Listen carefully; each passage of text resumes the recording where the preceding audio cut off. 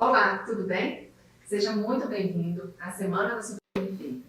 Eu sou a doutora Patrícia Veloso, cirurgiã plástica, e durante essa semana eu vou te mostrar o passo a passo de como você pode desenvolver suas habilidades para fazer suturas perfeitas, com total confiança e segurança, e como consequência disso, conseguir proporcionar melhores resultados estéticos para os seus pacientes e também ser reconhecido como um profissional diferenciado, referência em suturas, seja você generalista ou cirurgião, já que a sutura é uma habilidade inerente a todo médico, né?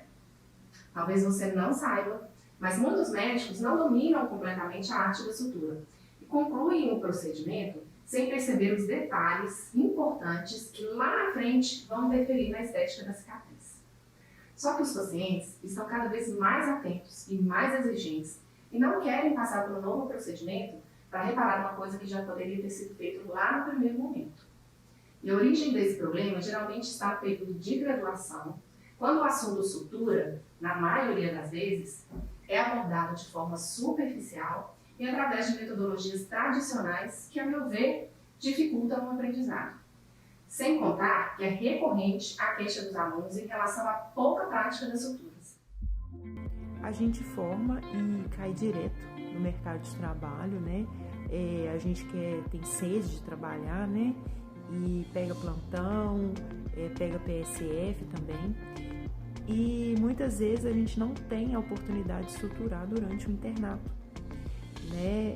Às vezes a gente teve um internato mais de olhar, né? Sem pôr a mão na massa, a gente tem muito receio. E quando a gente pega o plantão, é a gente mesmo, não tem ninguém para resolver. Entra na residência e, teoricamente, o preceptor acha que você já tem essa pré-definição, né? E às vezes você está esperando uma coisa e ele está esperando outra de você. Aí fica essa divergência e você acaba tendo que aprender sozinha, né? Porque não tem todo aquele tempo de parar para explicar. Aí, no comecinho da minha semana de residência, na primeira semana, o preceptor falou, Nádia, agora fecha a pele, com intradérmico. Aí eu falei, nossa. Eu falei, gente, como faz esse intradérmico mesmo? E aí, que eu não vou perguntar, né? Aí eu fui tentando fechar e tal, fechei, mas assim, naquela insegurança, tipo, gente, será que eu fiz certo? Será que esse negócio não vai abrir? Conclusão. Os alunos muitas vezes saem da faculdade sem ter se preparado adequadamente para essa técnica que vai ser exigida com frequência na sua atuação profissional. Porque durante um período de graduação, ele acredita que acabará aprendendo na prática em algum outro momento, mas na realidade, ao avançar no curso, ele vai se atentar a outros aprendizados e, sem perceber, vai deixar de lado o treinamento adequado, que é fundamental para desenvolver a habilidade em suturar com excelência. E aí, o aluno conclui a formação sem dominar a sutura. E isso vai gerar sérios problemas quando ele for suturar sozinho na sua prática real. Durante os plantões, ou na unidade básica de saúde, ou até mesmo na residência médica. E eu gosto sempre de explicar que existe uma grande diferença entre conhecer os tipos de sutura e realmente entender como elas são feitas. Mas existe uma diferença ainda maior entre entender e conseguir colocar essas suturas em prática. Agora, entre conseguir realizar as suturas e realizá-las com perfeição, aí eu considero que existe um verdadeiro abismo. Mas eu fico feliz por já ter ajudado centenas de acadêmicos e médicos de diversas especialidades, com as mais variadas dificuldades e demandas, a trilharem o caminho correto para dominarem a arte da sutura de excelência. E tudo isso através de uma metodologia que eu desenvolvi, que simplifica, sistematiza o ensino desse treinamento das suturas. Uma metodologia que utiliza o ponto simples como base, para que a partir dele você consiga realizar desde os pontos mais simples até aqueles considerados mais complexos. Veja a nossa aluna Carolina realizando o treinamento de uma sutura intradérmica.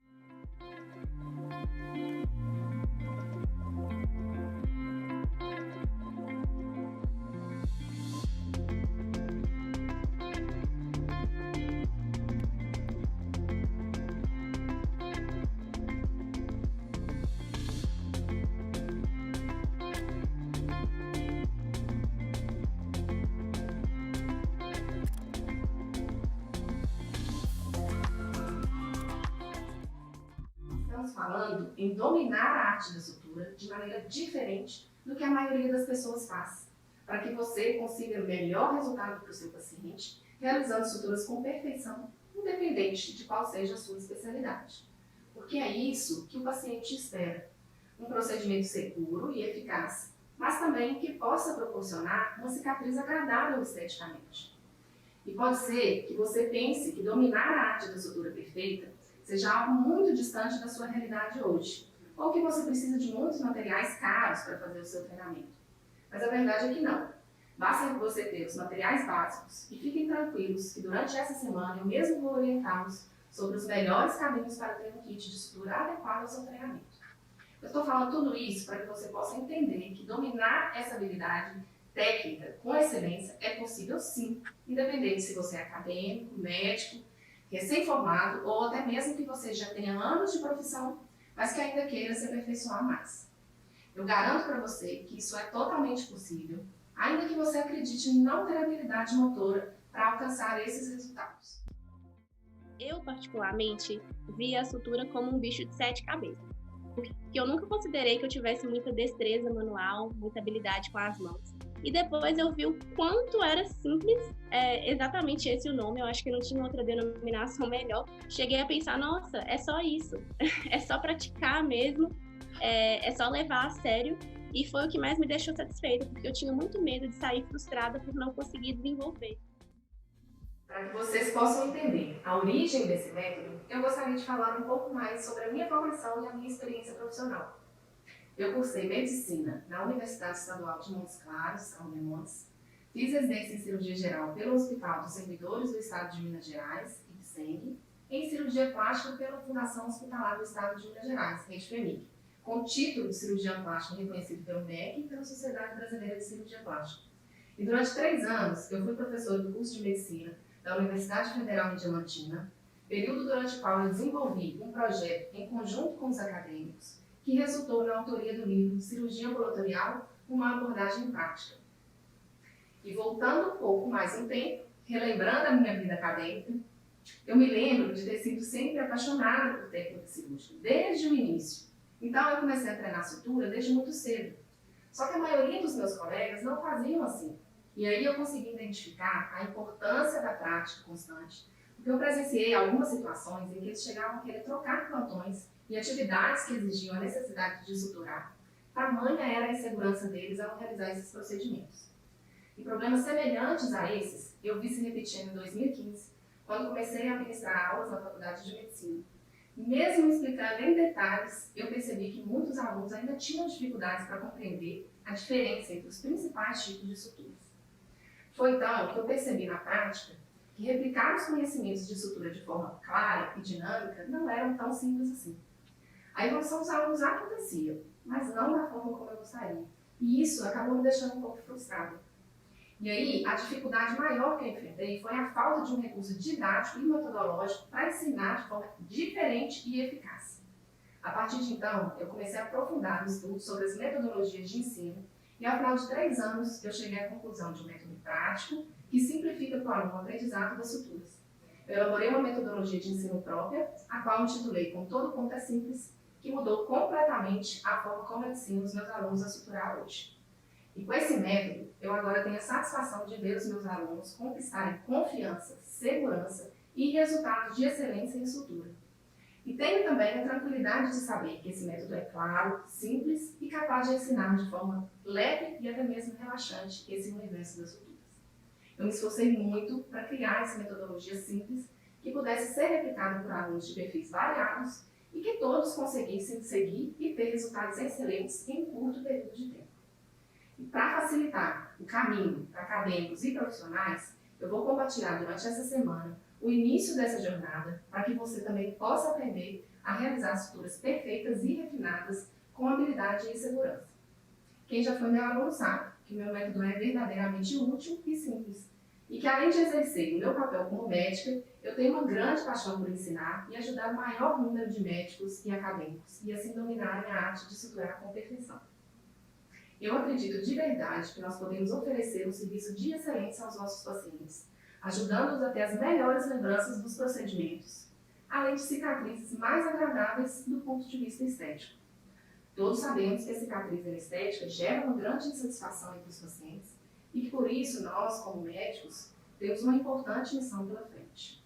Vamos então começar a primeira aula da Semana da Sutura Perfeita? Eu separei para vocês 5 erros que são muito comuns entre os alunos que estão começando suas práticas de sutura. Número 1, contaminação durante o calçamento de luvas estéreis. 2, anestesia com volume desnecessário e muito estímulo doloroso. 3, manipulação incorreta de instrumentais. 4, contaminação durante o procedimento. E 5, introdução e trajeto incorretos da agulha durante a sutura. Vamos para a parte prática? Vou dar uma dica para vocês, muita gente não sabe, mas a forma como a gente faz para saber o tamanho da luva estéreo é medindo a parte transversa aqui, ó, da palma da nossa mão. Então, a minha, por exemplo, mediu aqui 7 centímetros. A minha luva, ela é mais confortável no tamanho 6,5. Então, geralmente, é o tamanho do transverso da sua palma da mão menos meio. Isso aí é uma regra para que você compre uma luva mais ou menos do tamanho que vai ser o que você vai utilizar realmente. E eu vou mostrar para vocês a técnica de calçamento de luvas sem apoio. É a que todo mundo acha mais difícil, é a que todo mundo acha mais complicada, mas é a que a gente precisa aprender. Porque se durante um procedimento cirúrgico, por exemplo, você tiver que trocar a sua luva e não tiver uma área onde você possa colocar essa luva, o pacote da sua luva, a embalagem da sua luva, sem contaminar os instrumentais ou o campo que está no paciente, aí você fica sem alternativa. Então, vamos aprender a calçar a luva sem apoio. É um pouco mais difícil, mas a partir do momento que eu te mostro aqui quais os principais pontos de dificuldade, com certeza você já vai conseguir identificar e fazer um treinamento tranquilo. Então, gente, todas as vezes que a gente vai abrir um material estéreo, ele tem, na parte da embalagem, uma parte já mais abertinha. Esse é o lado certo de abrir. Então, vamos abrir. Eu estou sem a paramentação padrão, que seria óculos, gorro, máscara, para facilitar a nossa comunicação. Mas eu sempre recomendo aos alunos que também façam o treinamento já com toda essa paramentação, para já se habituar com esses EPIs. Então, quando a gente abrir a luva estéreo, a gente vai identificar que tem já, identificando a mão esquerda, identificando a mão direita. Abrir a luva estéreo, eu não vou desdobrar as extremidades, eu vou simplesmente dobrar ela no meio. Dobrei ao meio. Nessa parte mais próxima de mim estão os punhos, os punhos dobrados, onde eu vou poder encostar. Você não pode encostar na parte dos dedos, porque os dedos estão estéreis e devem permanecer estéreis. A parte do punho dobrado a gente vai contaminar, porque a gente vai encostar com a mão que não está calçada. Então, aqui, ó, estou puxando pelo punho e estou puxando pelo punho. Joguei para baixo as duas luvas. Então, desse lado está a luva esquerda, desse lado está a luva direita. Aqui onde eu tenho o punho dobrado, eu posso encostar com as minhas mãos. Aqui onde eu tenho os dedos, eu não posso encostar, porque senão eu vou contaminar. Então, qual que é o primeiro movimento que eu vou fazer? Eu vou girar as duas luvas e colocá-las juntas. Dessa forma, elas já vão ficar na posição anatômica para você introduzir os seus dedos. Então, com a mão esquerda, eu vou segurar as duas luvas e com a mão direita eu vou abrir o punho da mão direita. E agora eu vou começar a introduzir os meus dedos nesse sentido, ó. Devagar. Puxei o máximo possível e não vou consertar. Do lado de cá, eu já tô com a minha luva da mão esquerda também na posição anatômica, mas eu vou expor um pouco mais o polegar para facilitar a introdução dos meus dedos da mão direita aqui. Esse é o momento que eu vou mostrar para vocês onde as pessoas mais contaminam. E olha uma coisa que aconteceu, não é tão comum, mas eventualmente acontece. A luva aqui, ela veio invertida dentro da embalagem. Então, na hora que eu exponho, eu consigo ver que, na verdade, a posição dessa luva da mão esquerda é essa. Girei para consertar. Normalmente, ela não vem com essa alteração de posição. Então, agora, eu vou introduzir os 4 dedos da mão direita no punho, na parte estéreo do punho.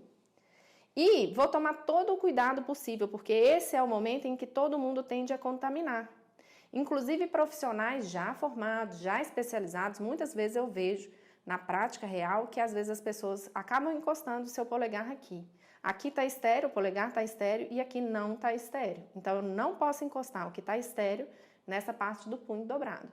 Mantenho o polegar bem afastado e vou introduzir a minha mão na outra luva. Agora eu aproveito, cuidado de novo com o polegar, deixo o polegar sempre afastado para já trazer o máximo possível para cima do jaleco.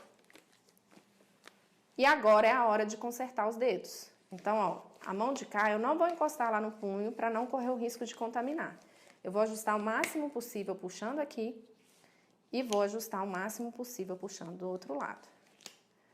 Reparem que essa luva ainda está um pouco frouxa para mim. Aqui, ó, ela ainda não está dando aquela bolinha tão perfeita. A luva, ela deve ser o mais justa possível na mão. Por quê? Se a gente usa uma luva frouxa, a gente tende a perder a fineza do movimento. Então, quanto mais justa na sua mão, melhor. Para mim, poderia, por exemplo, ser até a luva 6. A luva 6 ou a luva 6,5. E de uma marca para outra também costuma ter variações. Então, é bom que vocês façam o treinamento de vocês observando essas diferenças aí. Essa, então, é uma grande dica que eu vou dar. E agora eu vou ajudar vocês a, inclusive, reutilizar essa luva para o treinamento. Então, claro, se vocês estão utilizando essa luva para procedimento, não tem como reutilizar. Mas se vocês vão utilizar para o treinamento, eu vou mostrar como que a gente faz para remontar essa luva. Na hora de retirar, a gente tem que sempre pensar em não nos contaminar, porque a princípio eu estava pensando em não contaminar para o paciente. Agora eu vou pensar em não me contaminar com algum fluido que possa ter saído do paciente, ou sangue, ou alguma outra secreção. Então, para retirar a luva, contaminado no contaminado. Vou tirar essa primeira luva da mão esquerda e vou segurar na mão direita a luva da mão esquerda. Agora eu vou retirar a luva da mão direita. Vou pegar por dentro aqui, porque se eu pegar aqui, eu contaminei a minha mão com as secreções do paciente. Então, vou pegar por dentro e vou retirar. Com a minha outra mão, eu vou segurar as duas e termino de retirar aqui. Pronto, desse jeito eu já poderia descartar se fosse um procedimento em paciente. E agora eu vou ensinar a vocês como que a gente reutiliza essa luva para o treinamento. Então, eu vou inverter, a luva ela tá ao contrário, eu vou inverter essa luva,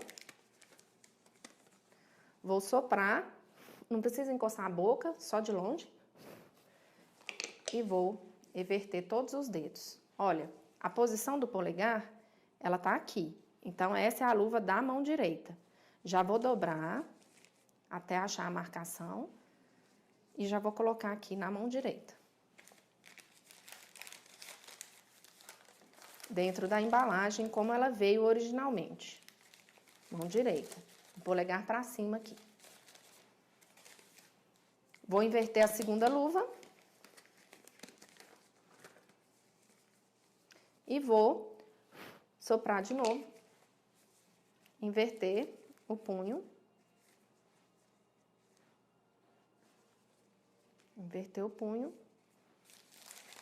e introduzir a luva na embalagem do jeito que ela veio original. Ela vem com o polegar para cima. Essa é a posição que a gente coloca de novo dentro da embalagem.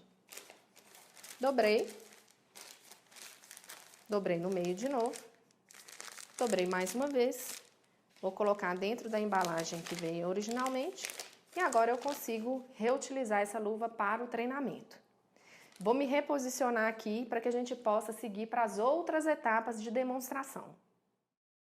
Um erro bastante comum que eu também reparo quando os alunos começam a fazer anestesia é em relação ao volume que vão utilizar e ao tipo de seringa, porque olha só, essa é uma seringa de 20 ml,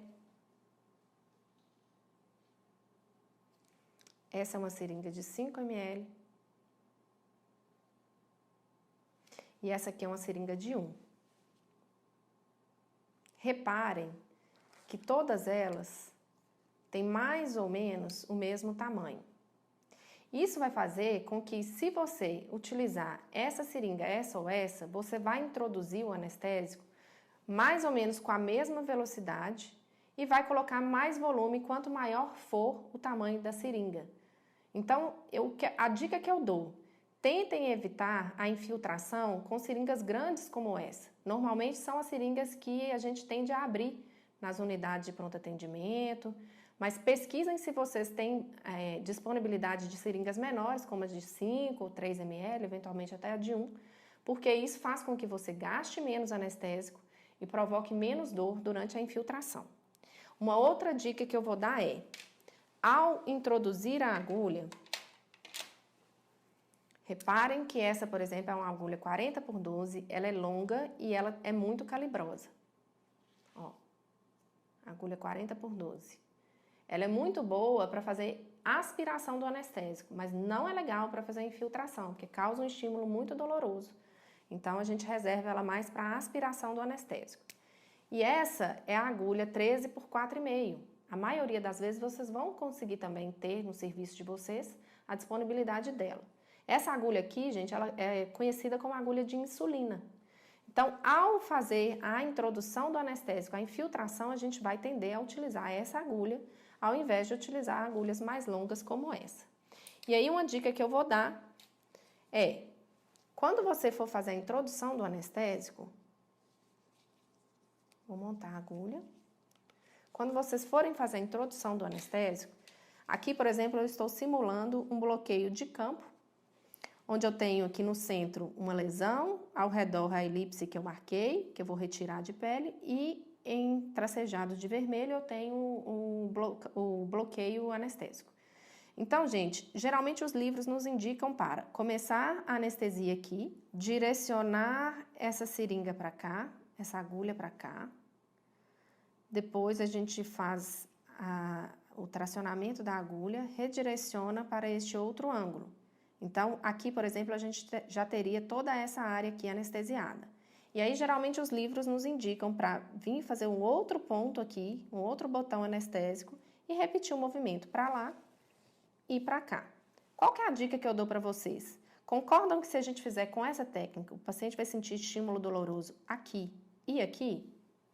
Então, a dica que eu vou dar para vocês é uma forma que a gente vai fazer só um botão anestésico inicial para a gente ter menos estímulo doloroso. Eu vou iniciar a anestesia por aqui, um botão anestésico, depois eu direciono para cá, retrocedo, redireciono para cá. E como aqui já vai ter anestesiado, eu vou introduzir, o próximo ponto de introdução da agulha será esse. Então, o paciente já não vai mais sentir dor. Aí você vai direcionar para cá e anestesiou até aqui. Aqui também já vai ter anestesiado, introduziu a agulha por aqui, direcionou para cá e vai terminar o seu bloqueio anestésico sem que o paciente tenha percebido dois estímulos dolorosos diferentes.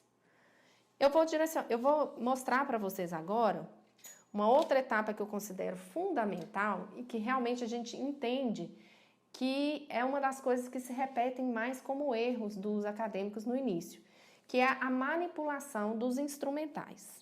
É básico, é simples, mas reparem que quando as pessoas começam a fazer os procedimentos, geralmente elas têm dificuldade e às vezes a dificuldade está relacionada a isso. Então, uma das coisas que é muito importante a gente fazer é entender como que a gente segura a pinça. A maioria das vezes, os alunos seguram a pinça assim. Aí a gente explica que o jeito de segurar é apoiando sobre a mão. Então, a pinça a gente segura dessa forma. Qual que é o problema? Geralmente a gente usa a mão não dominante para manusear a pinça. Então, por isso que muitas vezes as pessoas têm dificuldade. Mas o jeito de praticar é esse, e quanto mais próximo da ponta a gente segurar, melhor. Então, não muito próximo, para você não perder a área de trabalho, mas nessa parte aqui, mais ou menos 1/4 de extensão da pinça, tá? Então, evitem isso, porque isso aqui vai deixar você com menos destreza. Então, isso aqui é um movimento que os alunos repetem com muita frequência e dificulta na hora da prática. Uma outra dica é em relação à tesoura. É muito comum, gente, como que a gente aprende a cortar as coisas desde criança? A gente aprende a segurar dessa forma. Então, ao segurar dessa forma, você tem menos controle do seu material. A ponta da sua tesoura, ela fica muito menos estável. E aí, o treinamento da gente, sempre que você tem os anéis para a introdução dos dedos, o treinamento é primeiro e quarto dedo. O primeiro e quarto dedo nos anéis e o segundo e o terceiro dedo apoiando aqui o instrumental. Então, essa é a forma correta que a gente manuseia todos os instrumentais que tem aqui a introdução, a argolinha para introduzir os dedos, tá? E com isso, a gente consegue ter uma destreza muito maior e ter um refinamento da sua técnica e um controle ali do seu instrumental. Agora, em relação ao porta-agulha, é muito comum as pessoas ficarem desesperadas quando começam a manusear o porta-agulha, porque elas não conseguem abrir o porta-agulha. O porta-agulha tem essa cremalheira, que é essa trave de segurança aqui, ó, justamente serve para quê? Para que durante o período que você está introduzindo a agulha nos tecidos, essa agulha ela não solte da posição que você colocou no porta-agulha, ela fica estável. Então, eu vou mostrar para vocês agora como que a gente faz para abrir o porta-agulha. Com a mão direita, para quem é destro, você vai introduzir o primeiro e o quarto dedo, como eu já mostrei na tesoura, e vai empurrar o polegar para frente. Ó, empurrei o polegar para frente. Para quem é canhoto, ó, eu vou empurrar o quarto dedo para frente.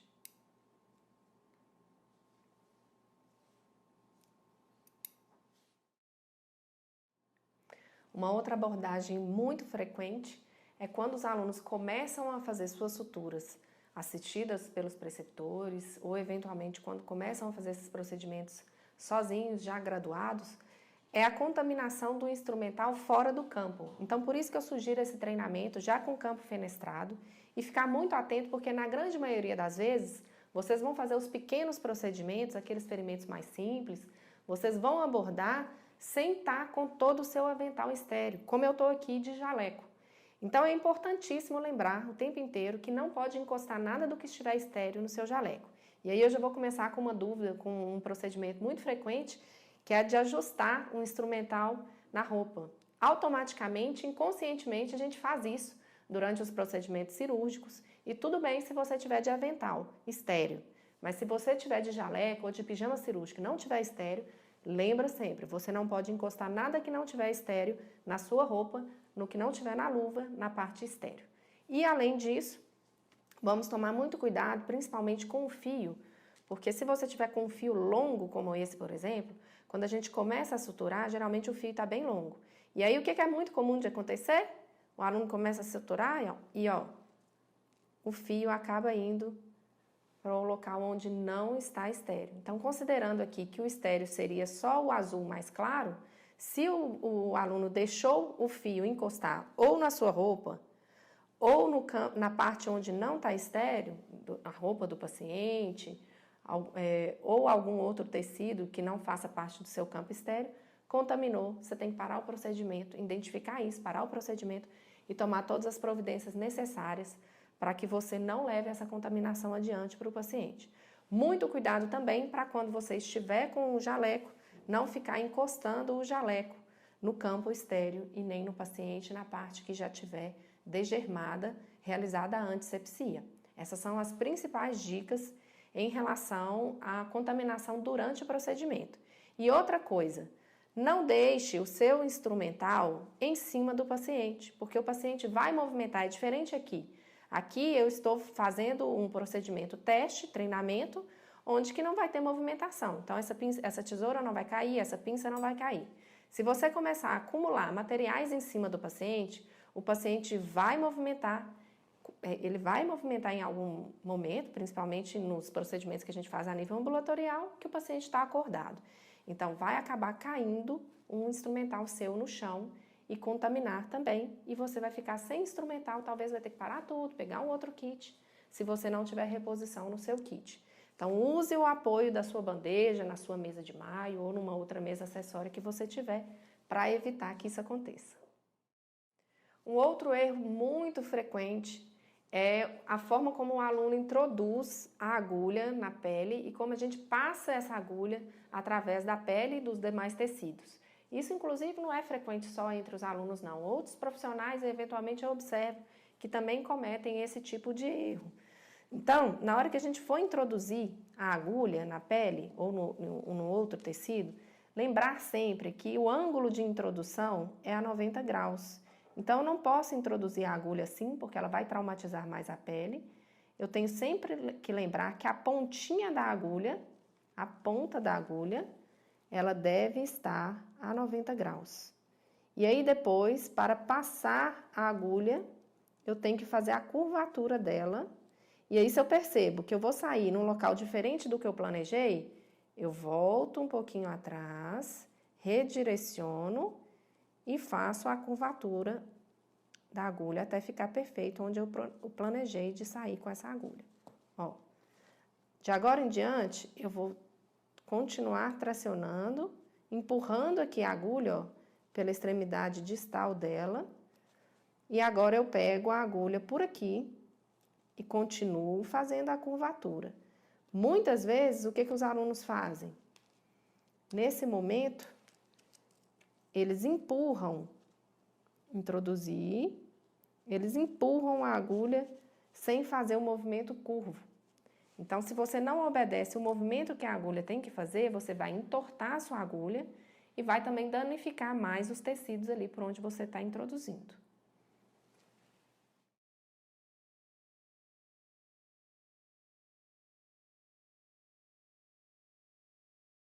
Pessoal, é muito engraçado como na grande maioria das vezes a gente comete esses erros e nem se dá conta.